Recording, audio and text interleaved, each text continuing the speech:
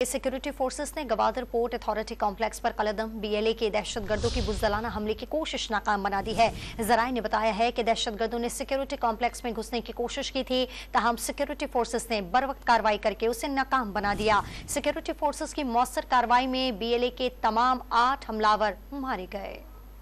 Security forces ने Gwadar port authority complex पर कलदम BLA के दहशतगर्दों की बुज़दिलाना हमले की कोशिश नाकाम बना दी। ज़राए के मुताबिक दहशतगर्दों ने सिक्योरिटी कॉम्प्लेक्स में घुसने की कोशिश की थी। कानून नाफिज करने वाले इदारों ने इलाके को घेरे में ले लिया, जिसके बाद सिक्योरिटी फोर्सेज और मुल्जिमान में फायरिंग का तबादला जारी रहा, जबकि पुलिस और कानून नाफिज करने वाले इदारों की भारी नफरी मौके पर पहुँच गयी।